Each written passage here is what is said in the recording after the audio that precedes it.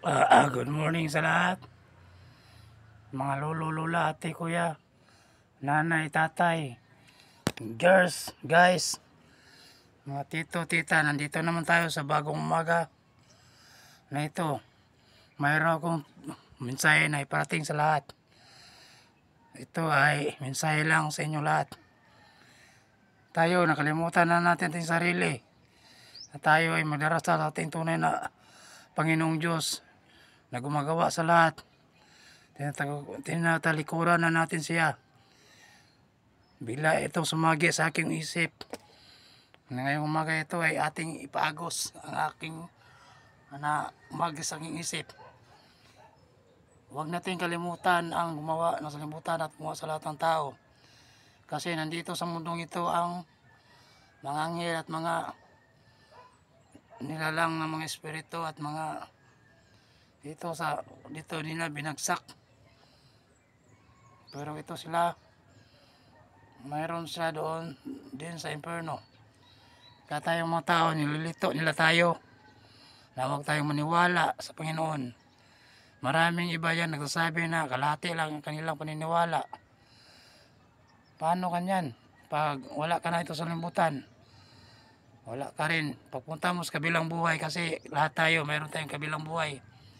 Walang makatago sa mata ng Diyos. Ating Panginoon, nagmamawa sa lahat. Alam niyo yan kung sino ang Panginoon.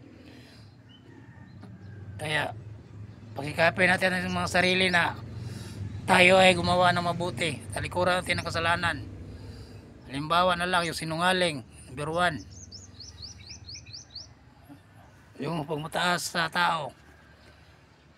Yung nagpaka na walang paniniwala. Sa mga bisyo. Nag-inom kahit wala ng pera, inom pa rin. Yan. Ano bang klaseng utak yan? Utak na ano yan eh. Yung blanco, wala nang alam sa buhay. Iba rin yung mag-inuman, iba rin yung magtrabaho, hindi na araw-araw na lang, wala na tayong ano yan, wala tayong, yun ang pinakalalayo na, nalayo na tayo sa Panginoon Diyos. Nagmawa sa atin, hindi na, nakalimutan na natin kasi lagi na lang tayo ganyan, magbisyo, inom, kahit anong bisyo, nasagi sa ating isip. Wala na eh. Paano pag bigla ka na lang nawala sa salimbutang na ito, tapos pagpunta mo doon, bago ka pa makarating sa impyerno, mayroong isang anghel doon na kumuha sa iyo. Tapos lapit ka doon sa Panginoon. Halimbawa, patay ka na. Tapos nanong Panginoon, kilala mo ba ako? Oh, kilala. Sagot mo naman kilala kita, Panginoon. Panginoon ko. Oh, kilala mo nga ako, pero hindi ka nagdarasal, hindi mo ginagawa ang mga mabuting bagay at mga mabuting gawain doon sa mundo. Ngayon patay ka na, gusto mo bang ipakita ng Panginoon sa iyong sarili ang anong ginawa mo sa libutan? Yung halimbawa na lang, yung palagi ka na lang uminom, palagi ka nagsinungaling, magnakaw, mataas sa kapwa-tao, at iba pa dyan, marami pang iba. Sasayin lang natin to kasi mahabang istorya, mahabang kwento talaga to. Pag ating buuin yung lahat. Kaya good morning, galaw-galaw kayong lahat dyan sa bagong araw nito. Anong mga gawain, kung saan magawa, kung saan pwede maghanap buhay. Kahit saan gawin natin, basta't makakaya natin sa ating sarili. Kaya yon, tinanong sa Panginoon, kilala mo ako? Sagot naman niya kasi patay na siya eh. O, kilala kita, pero pag sabi yung Panginoon na, kilala mo nga ako, pero hindi ka nadarasal sa akin.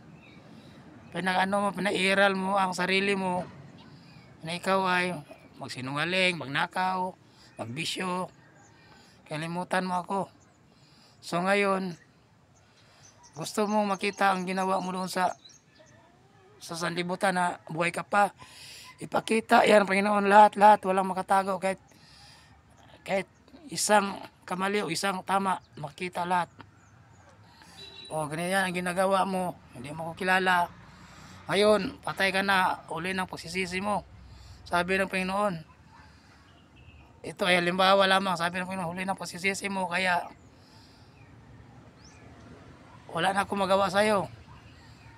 Kasi nandoon ka pa sa salibutan, maraming nag-aaral na aking mga tauhan, nagbibigay ng mga babala, nagbibigay ng mga halimbawa, yung mga naglalakad, nagbibigay ng mga ano yan, yung parang yun sa sarili mo, ano-ano, yung nagbibigay sila ng mga sulat, yun, ibinigay sa'yo, oh, basahin mo yan, ganyan, ganyan, pero wala, hindi mo binasa.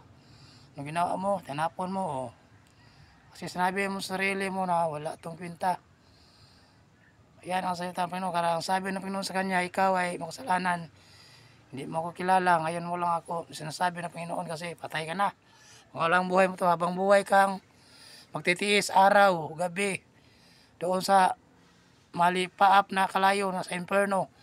Lahat sa inyo, sabi ng Panginoon, kilala nyo kung sinong Panginoon kasi ang Panginoon, alam nyo na yan lahat, mga pastor, mga pare, mga ano pa yung klase yung simbahan, basta't mayroon tayong paniniwala, paglalaban natin. Sabi ng Panginoon sa kanya na makasalanan ng tao, doon ka sa nag-apoy na ano na apoy ng imperno, araw gabi. Magsigawan kayo lahat doon kasi wala nang makapagligtas sa inyo kahit sino.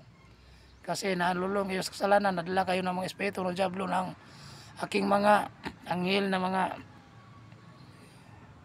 hindi na gusto pang maging Panginoon. Doon ka, magliliyab ka doon, kahit kayong lahat, sarili nyo isa't isa, kahit gaano pa kayo karami, ka milyon, ka thousand, ka trilyon, bilyon, ilang bilang pa kayo.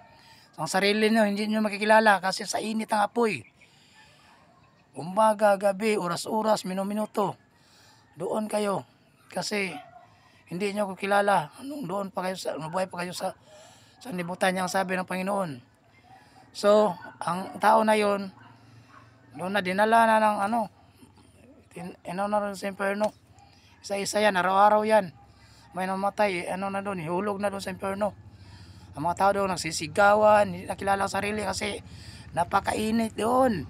Kahit na espiritu mo lang, patay ka na, pangalang buhay yun. Kaya yun, doon na maraming tao. So, sana mayroon kayong na-pick up o na sagi sa inyong utok kasi ito, sagi lang sa inyong utak na mayroong parang espiritu na nag-guide sa akin na galing sa itaas. Ang panahon ngayon medyo makulimlim, walang araw kasi umagang-umaga pa naman ngayon.